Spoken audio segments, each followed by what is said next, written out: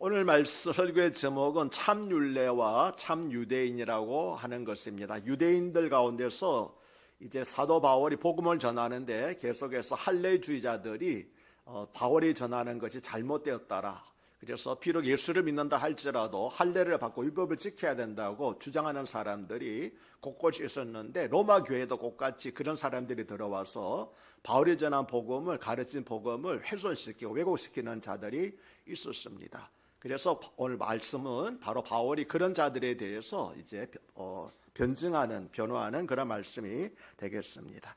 앞에서 이방인의 죄를 지적한 사도 바울은 오늘 본문에서는 본격적으로 유대인의 죄를 지적합니다. 유대인의 죄를 지적하되 그들이 의지하며 자랑하는 율법을 들어서 비판을 하였습니다.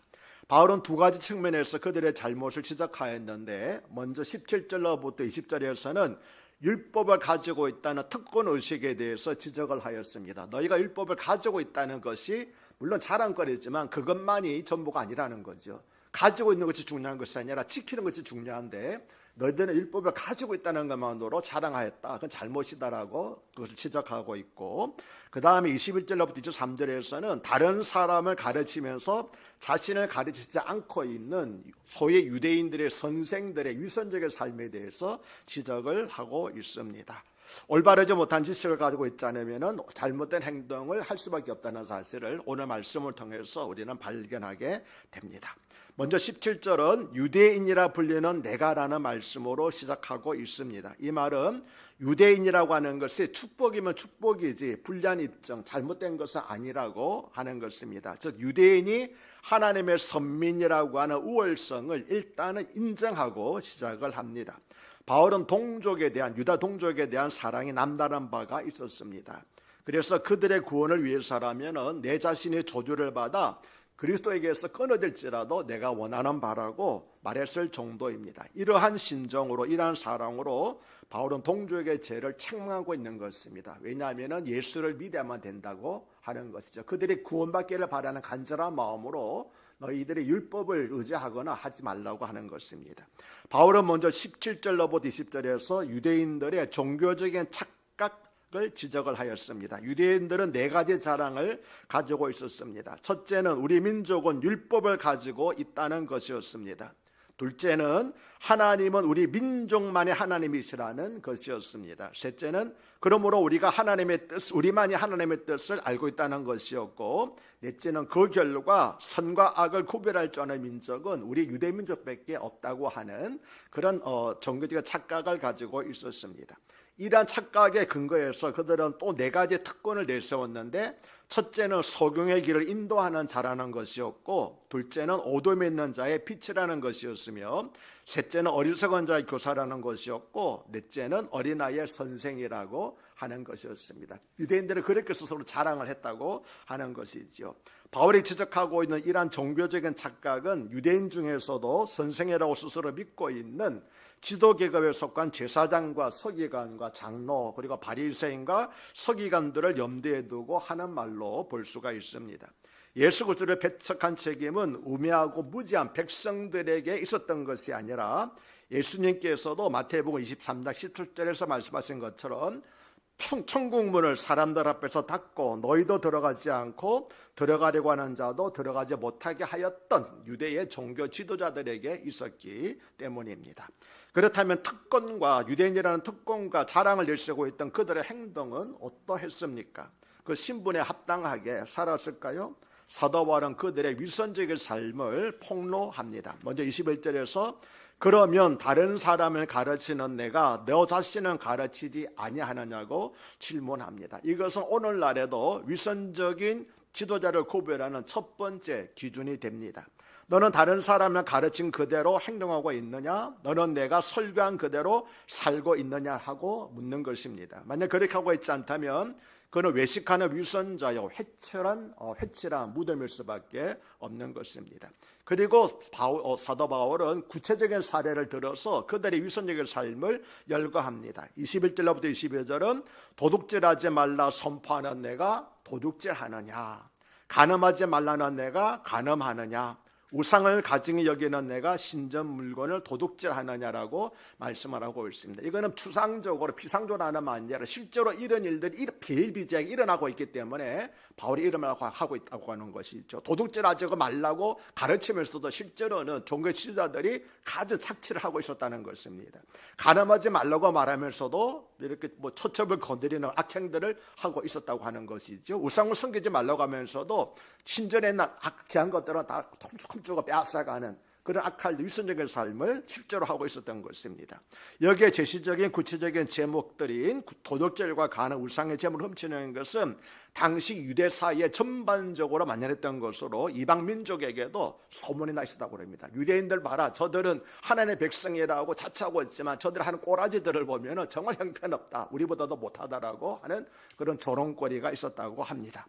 바울이 지적하고 있는 이 목록들은 주님께서 화 있을진저 외식하는 서기관들과 바리새인들이라고 책망하신 목록들과도 뜻을 같이 하고 있습니다. 주님께서는 마태복음 23장 2절과 3절에서 서기관들과 바리새인들이 모세의 자리에 앉았으니, 모세의 자리라고 하는 것은 가르치고 심판하는 자리를 말합니다. 그러므로 무엇이든지 저희의 말하는 바는 행하고 지키되 저희의 하는 행위는 본받지 말라 말씀하시면서, 저희는 말만 하고 행치 아니하며 또 무거운 짐을 묻고 사람의 어깨에 지우되 자기는 이것을 한 손가락으로도 움직이려 하지 아니한다고 책망을 하셨는데, 바울이 책망하는 것과 같은 그런 일맥상통하는 내용입니다. 그런데 21절과 23절에서 바울은 유대인들의 외식적이고 위선적인 죄를 지적하면서 너희들이라고 복수로 말하지 않고 내가라고 단수로 지적하고 있습니다. 너희들이라고 하면 자기는 해당되지 않는다고 적당히 넘어가고 빠져나갈 여지가 있겠지만, 손가락으로 가리키듯이 네가 그러느냐라고 말하게 되게 되면 마치 나를 향해서 말하는 것처럼 가슴이 뜨끔해질 수밖에 없는 거지요. 그런데 지금 우리는 옛날 이야기를 하고 있는 것이 아니고 또 유대 지도자들만의 이야기를 하고 있는 것이 아닙니다. 주님께서 바울의 입을 통해서 내가 그렇게 하느냐라고 지적하시는 오늘의 너는 과연 누구일까요? 유대인이라 지칭하는 내가라고 했을 때 아까도 말씀드린 것처럼 이것은 결코 불명예스러운 호칭이 아니라 오히려 자랑스러운 이름이었습니다. 대통령이라고 하는 네가라고 말하게 되면 얼마나 자랑스러운 이름입니까? 그런데 대통령답지 않게 행동한다는 거죠. 유대인이라는 네가 어떻게 그래 유대인답지 않게 행동하고 있느냐. 이와 같이 성도라 칭하는 내가, 집사라 칭하는 내가, 권사와 장로와 목사라 칭하는 내가라고 할 때도 역시 불명예스러운 이름은 아닙니다. 그런데 이러한 다시 말하면 자랑스럽고 영광스러운 칭호를 받고 있는 우리는 어떻게 살고 있습니까? 기름 부음을 받은 종이라는 권위만을 내세운 채 정작 삶은 자신을 설교한 것과 전혀 상관없는 삶을 살고 있는 것은 아닌가. 그래서 이 말씀을 준비하면서 먼저 저 자신이 많이 회개를 했습니다. 나는 내가 가르치는 대로 설교하는 대로 살고 있는 것인가. 실제로는 거의 그렇게 하지 못한다는 그런 자책감을 가지고 잠시 회개하는 시간을 가졌습니다. 그래서 내가 하나님의 말씀과 진리를 깨달은 자로서 소경의 길을 인도하는 자요, 오됨에 있는 자의 빛이요, 어리석은 자의 교사요, 어린아이 선생이라고 스스로 믿고 있으니 그러면 다른 사람을 가르치는 내가 내 자신을 가르치지 않느냐는 말씀은 바로 설교자를 비롯해서 우리 그리스도인들의 가슴을 찌르는 수술하는 칼과 같은 그런 날카로운 말씀인 것입니다. 24절은 거룩된 바와 같이 하나님의 이름이 너희 때문에 이방인 중에서 모욕을 받는도다라고 말씀합니다. 이 말씀은 이사야서 54장 5절에 그러므로 이제 여호와께서 말씀하시되 내 백성이 까닭없이 잡혀갔으니 내가 여기에서 어떻게 하랴. 여호와께서 말씀하시되 그들을 관날하는 자들이 떠들며 내 이름을 항상 종일토록 더럽히도다라는 말씀에서 인용한 것입니다. 다시 말하면 이스라엘 백성들이 바벨론으로 포로로 끌려갔는데 끌려간 이스라엘 백성들의 삶을 통해서 이방 사람들이 하나님을 모욕했다는 것입니다. 너희들 사는 꼬라지 보니까 너희가 믿는 하나님이 도대체 어디 있느냐. 너희가 거룩한 백성이라고 그러는데 너희 하는 삶이 거룩한 백성 살 수 있느냐. 그 결과로 이방인들 가운데서 하나님 이름이 모독을 받는다고 했던 이사야 54장 5절의 말씀을 인용한 것입니다. 바울은 1장 21절에서는 하나님을 알되 하나님으로 영화롭게도 아니하고 감사하지도 아니한다고 이방인의 죄를 지적한 바가 있었습니다. 그런데 유대인들, 다시 말하면 하나님의 백성이라고 자처하는 그들의 죄를 지적하는 본문에서는 영화롭게도 아니하며 감사하지도 아니하는 것으로 끝나는 것이 아니라 한 걸음 더 나아가서 하나님의 이름이 너희 때문에 이방인 중에서 모독을 받노더라고 단식하고 있습니다. 다시 말하면 이방인들보다도 유대인들, 하나님의 백성이라고 자칭하고 있는 유대인들의 죄가 더 심각하다고 하는 것입니다. 어쩌면 이것은 오늘 하나님께서, 주님께서 이 말씀을 통해서 우리들에게도 하시는 말씀인지 모르겠습니다. 너희가 이방인들이 뭐 죄인이니 뭐니 그러지만 실제로 너희들의 삶은 그들보다 나은 것이 어디 있느냐, 낫겠다고 할 수 있겠느냐라고 책망하시는 것 같이 그렇게 저에게는 들려졌습니다. 그러면 어떤 경우에 하나님의 이름이 우리 때문에 믿지 않는 사람들 중에서 모독을 받을까요? 바울은 디도서 1장 16절에서 저희가 하나님을 시인하나 행위로는 부인하니 가증한 자요라고 말했습니다. 이처럼 우리가 입으로는 하나님을 시인하지만 행위로는 부인할 때, 다시 말하면 우리의 삶과 신앙이 일치하지 않을 때 그것은 믿지 않는 사람들이 보기에 가증한 일, 즉 역겨운 일이 되어서 결국 하나님의 이름이 그들로부터 모독을 받게 된다는 것입니다. 그러나 예수님께서는 마태복음 5장에 뭐라고 그랬습니까?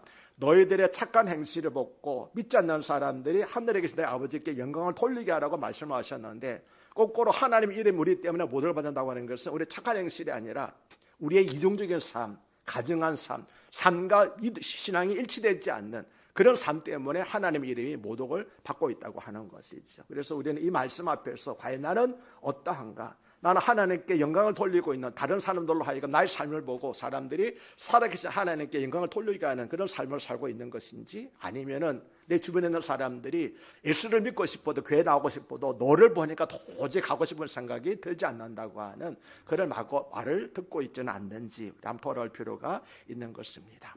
25절부터 29절은 사도 바울이 할례 문제를 들어서 유대인들을 비판한 것입니다. 앞에서는 율법이 있지만 가지고 있다는 것, 율법이 있다는 것만을 자랑하고 율법을 지키지 않는 그들을 책망했다고 한다면은 이제는 할례만을 자랑하고 있는, 우리가 할례 받은 민족이라고 해서 자랑하는 그 문제를 들어서 유대인들을 비판한 것입니다. 왜냐하면 유대인들이 할례를 최대의 특권으로 간주하고 있었기 때문입니다. 바울은 왜 할례 문제를 앞에 대목에 함께 다루지 않고 별도로 취급을 하고 있을까요? 이것은 의도적으로 그렇게 한 것처럼 보여집니다. 왜냐하면 앞 대목에서는 여기서 특권들이 일반적인 자랑이라면 할례 문제는 유대인이냐 아니냐는 유대인의 정체성과 결부된 근본적인 문제였기 때문입니다. 다시 말하면 유대인들은 다른 것은 다 양보한다 할지라도 할례만큼은 결코 포기할 수 없는 것으로 여기고 있었기 때문입니다. 그래서 25절로부터 29절에서 바울은 표면적인 할례와 마음의 할례, 그리고 표면적인 유대인과 이면적인 유대인을 대조시키면서 진정한 유대인이란 누구며 참 할례란 무엇인가를 논술하고 있는 것입니다. 25절은 내가 율법을 행하면 할례가 유익하나 만약 율법을 범하면 내 할례는 무할례가 되느니라고 말씀을 합니다. 잘 아시는 것처럼 할례는 남자의 양피, 즉 생식기를 덮고 있는 가죽을 벗겨내는 의식으로 난지 8일 만에 반드시 할례를 행해야만 했습니다. 왜냐하면 창세기 17장 14절에서 하나님께서 아브라함과 언약을 세우실 때에 만일 할례를 받지 아니하면 백성 중에서 끊어지리니 그가 내 언약을 배반하였음이라고 말씀하였기 때문에 이스라엘 백성들은 하나님의 백성이 되기 위해서 그 언약에서 끊어지지 않기 위해서 반드시 난지 8일 만에 할례를 행했던 것입니다. 왜 그럼 난지 8일 만에 할례를 행했을까요? 전에 다 말씀드렸는데 기억나십니까? 왜 하필이면 그 태어나서 하루 만에 하면 더 좋지 않겠습니까? 그런데 왜 난지 8일 만에 할례를 행했을까요? 그때 제가 말씀을 드렸죠. 생리적인 이유가 하나 있고 종교적인 이유가 있다고, 두 가지 이유가 있다고 말씀을 드렸는데, 첫째는 뭐냐게 되면은 그 8일째 되는 날이 우리 몸에서 피가 이렇게 흐르면은 가장 빨리 먹게 하는, 그래서 우리 몸에는 피가 흐르게 되면 피가 마냥 흐르는 것이 아니라 시간이 흐르게 되면 피가 굳어버리잖아요. 그 굳게 하는 성분이 있는데 그것이 태어난 지 8일 만에 가장 많이 나온답니다.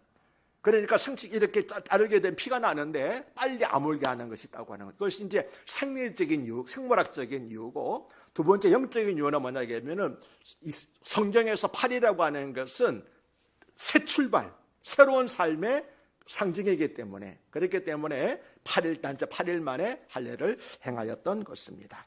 그래서 할례를 받지 않는 사람은 유월절에도 참여하지도 못하고 성소에 들어갈 수도 없었습니다. 그래서 유대교에서 그리스도교로 개종한 이후에도 할례만큼은 고집했던 것을 사도행전에서 우리는 여러 차례 발견할 수가 있는 것입니다. 그런데 이 점에서 오해하지 말아야 될 것은 유대인들은 할례를 받아야만 구원을 얻는다고 주장을 하고 바울은 할례를 받으면 구원을 받지 못한다고 하는 논쟁이 아니라는 것입니다. 얼른 보면 그런 논쟁 같지만 실제로 오늘 본문은 그 논쟁을 하는 것이 아니라는 것이지요. 본래 할례는 하나님과 맺은 언약의 증표로 주신 것입니다. 문제는 알맹이인 언약은 버리고 할례라는 껍데기만을 내세우는 데 있었던 것입니다. 예를 들면 할례를 약혼 반지에 비유할 수 있습니다. 그것은 언약의 징표로 주어진, 약혼 반지 언약의 징표로 주어진 것입니다. 그러나 그 약혼녀가 정죄를 지키지 못하고 음행함으로써 파혼을 당했다면은 그 손가락에 끼고 있는 약혼 반지가 무슨 유익이 있겠느냐, 아무 소용이 없지 않느냐라고 하는 것과 같다는 것이죠. 내가 할례를 행했지만 여전히 하나님께 범죄한다면은, 율법을 행하지 못하고 있다고 그러게 되면은 그 할례가 너에게 무슨 유익이 있겠느냐, 그게 무슨 증표가 되겠느냐, 그 하나님의 백성이라는 증표가 결코 될 수가 없다, 무익하다고 그렇게 말하고 있는 것이죠. 그래서 25절에서 내가 율법을 행하면 할례가 유익하겠지만 만약 율법을 범하면 내 할례는 무할례가 되느냐라고 말한 것입니다.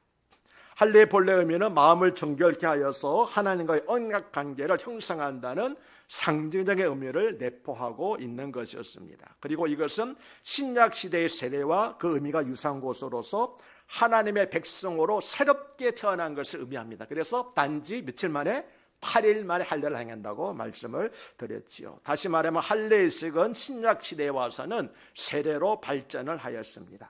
세례는 예수 그리스도를 나의 주로 시인하고 나는 그의 종됨을 고백한 사람들에게 베푸는 것입니다. 그런데 예수 그리스도를 진실히 믿지도 아니하고 또 믿음에 대한 순종의 삶도 없이 세례받은 것만을 자랑한다면 그 세례가 과연 우리에게 무슨 유익이 있겠느냐, 하나님 앞에서도 그것이 유익이 있겠느냐, 아무 유익이 없다는 것이죠. 그것과 똑같이 할례도 마찬가지라는 겁니다. 할례를 받았지만 실제로 하나님의 백성으로서 언약 백성으로 살지 못한다고 한다면 그 할례는 아무런 소용이 없고, 우리에게 증거한다면 우리가 비록 세례를 받았지만 세례받았다고 하는 것이 구원받는 증거는 아니라고 한다는 것이죠. 언약 백성의 증거가 아니라는 겁니다. 그래서 바르게 살 때에 그것이 세례가 제대로 효력을 발하는 것과 똑같이 할례도 하나님 백성답게 바르게 살 때 할례가 유익한 것이지 언약의 증표가 되는 것이다라고 바울은 그렇게 강조를 하고 있는 것입니다.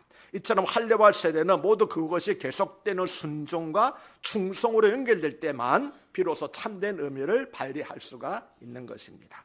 바울은 유대인들의 외식적인 신앙에 대해서 계속 공격을 가했습니다. 25절에서는 율법을 범함으로써 내 할례가 무할례가 되었다고 선언하고, 26절에서는 도리어 이방인들이 율법을 지킨다면, 유대인들은 율법을 지키지 않지만 이방인들이 율법을 지킨다게 되면 오히려 할례를 받지 않은 이방인들이 할례를 받은 것처럼 되지 않겠느냐라고 그렇게 말을 하였습니다. 또 27절에서는 무할례가 할례자가 율법을 온전히 지킨다면은 할례를 가지고 율법을 범하는 너를 판단하고 정죄하지 않겠느냐라고까지 말을 하였습니다.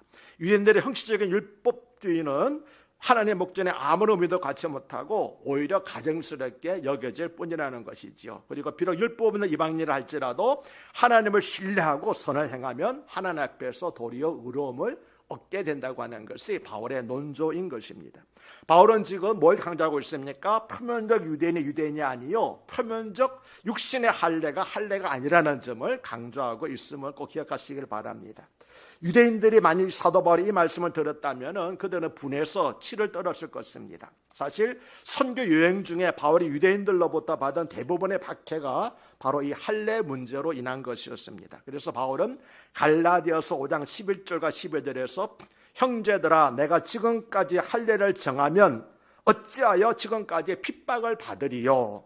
그리하였으면 십자가에 거치는 것이 그쳤으리니 너희를 어지럽게 하는 자들이 스스로 베어버리기를 원하노라고 말한 것이었습니다. 그렇다면 과연 참된 할례는 어떤 것일까요? 29절에서 바울은 오직 이면적 유대인이 유대인이며 할례는 마음에 할지니 영에 있고 율법 조문에 있지 아니한 것이라. 그 칭찬이 사람에서가 아니요 다만 하나님에게서 아니라고 참된 결론, 할례에 대한 바른 결론을 내렸습니다. 무슨 뜻입니까? 참된 할례라고 하는 것은 마음에 하는 것이라는 것이죠. 육신에 하는 것이 아니고 마음에 하는 것이라고 말을 하였습니다. 그런데 마음에 하는 참된 할례는 바울에게서 처음 시작된 그런 사상이 아닙니다. 이미 신명기 10장 16절에서 모세가 너희는 마음에 할례를 행하고 다시는 목을 곧게 하지 말라고 말하였기 때문입니다. 에레미야 선지자도 에레미야서 4장 4절에서 유대인과 예루살렘 거민들아 너희는 스스로 할례를 행하여 너희 마음 가죽을 베라. 생식기 거죽을 벗게 된 것이 아니라 마음 가죽을 베고 나 여호와께 속하라고 외쳤습니다. 그래서 구약 시대에도 바로 깨어있는 사람들은 할례는 육신이 하는 것이 아니고 마음에 하는 것이라고 계속 외쳤던 것입니다. 그런데 신약 시대에 와서 보면은 스데반 집사님이 그가 순교를 당할 때 이렇게 설교를 했습니다. 목이 곱고 마음과 귀에 할례를 받지 못한 사람들아, 자기를 정죄하고 있는 사내린 공에 모여 있는 사람들을 향해서 뭐라고 말합니까? 목이 곱고 마음과 귀에 할례를 받지 못한 사람들아. 그러니까 유대인들의 실제로는 마음의 할례를 받지 못하고 육신적으로 형식적으로 할례를 받은 사람들이라고 지적을 한 것이죠. 이 스데반 집사님의 말에 의한다게 되면은 할례는 마음뿐만 아니라 귀와 눈과 입도 다시 말하면 전 인격적으로 할례를 받아야 한다는 것입니다. 어떤 뜻인가 하면은 신령으로 예배하지 않고 형식적인 예배를 만일 드리고 있다면 그것은 마음의 할례를 받지 못했기 때문이라는 것입니다. 하나님의 말씀을 바르게 증거하지 못한다면 입의 할례를 받지 못했기 때문이라는 것입니다. 하나님의 말씀을 사람의 말로 받는다면 이것은 귀가 할례를 받지 못했기 때문이라는 것입니다. 그래서 마음의 할례를 받고 입의 할례를 받고 그리고 귀의 할례를 받는 것이 진정한 할례라고 스데반 집사님도 말을 하였습니다.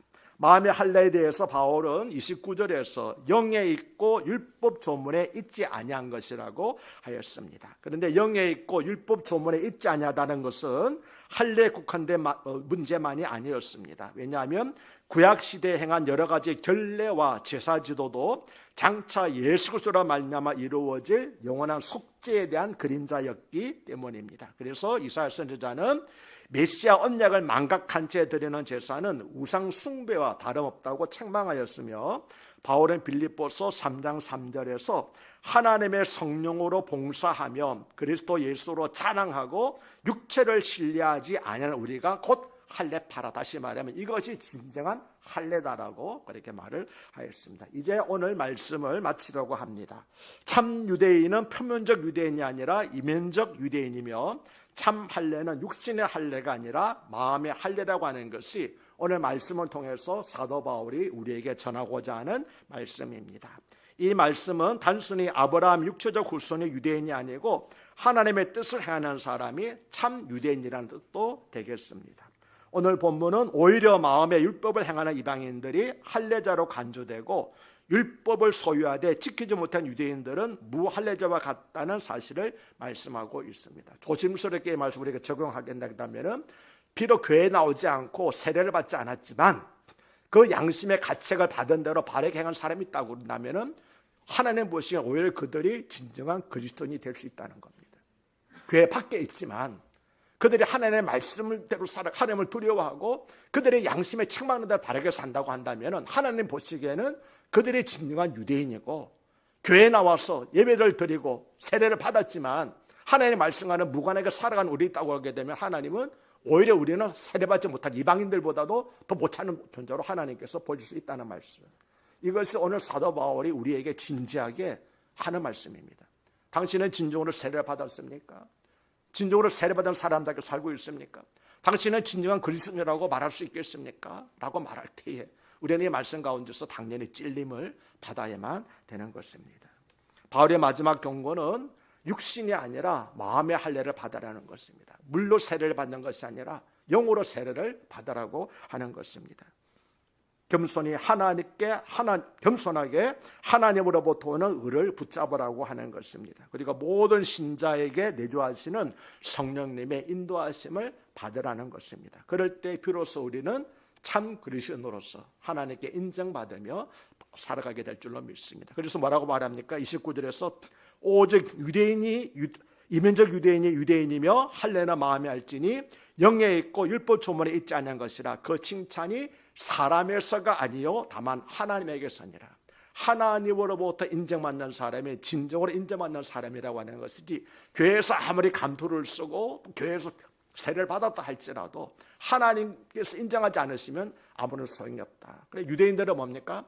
자기들은 하나님께 인정받는 것이 아니라 자기들끼리 나는 우리 할례를 받았다, 율법을 가졌다는 것을 사랑을 했지만 하나님 보시기에는 그건 아무것도 아니라는 거죠. 오히려 너희들은 이방인들보다도 못하다라고 말씀하고 있는 것입니다. 그래서 오늘 말씀, 사실은 이거는 사도 바울이 죄론, 모든 사람은 죄 아래 있다. 다음 주에 제가 설교를 하겠습니다만, 모든 사람은 죄 아래 있다는 사실을 강조하면서 유대인도 죄인이다, 할례를 받고 율법을 가지고 있는 너희들도 죄인이라는 것을 말하기 위해서 이 말씀을 하고 있는 것입니다. 그래서 우리 모두는 다 하나님 앞에서 하나님 말씀대로 살지 못하면 다 죄인일 수밖에 없다는 것. 교회에 나온다는 것이 죄인이라는 표가 아니고, 세례받았다는 것이 죄인이라는 표가 아니고, 구원받은 것도 아니고, 하나님의 말씀대로 바르게 사는 것이 진정한 그리스도인이고 구원받은 백성, 참 백성이라고 하는 것을 오늘 말씀을 통해서 우리는 진지하게 고민하면서, 과연 나는 이방인들 가운데서 하나님의 영광을 드러내고 있는 사람인가, 아니면 나로 말미암아 믿지 않는 사람들이 하나님을 모욕하게 하는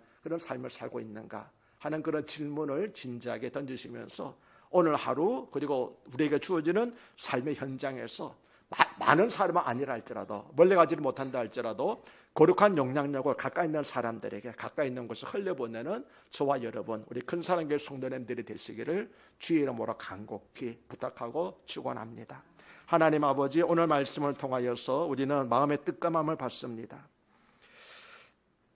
우리도 사도 바울이 책망했던 그런 표면적 유대인으로 사는 것은 아니었는지, 세례받았다고 교회 나왔다고 하는 것이 무슨 구원받을 증거인 것처럼 그렇게 자랑하며 살았던 것은 아닌지, 우리가 정죄하는 이방인들보다도 불신자들보다도 더 못하게 살았던 것은 아닌 것인지, 오늘 말씀이 유대인들에게, 옛날 사람들에게 하시는 말씀이 아니라 오늘을 살아가는 저에게, 우리들에게 하신 말씀임을 고백을 합니다.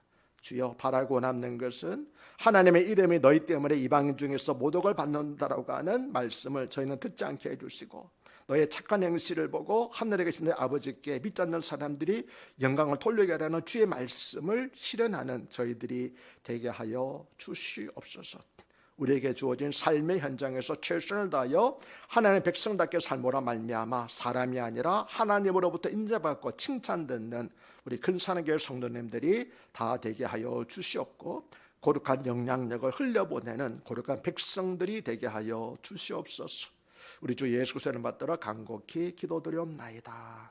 아멘. 감사합니다.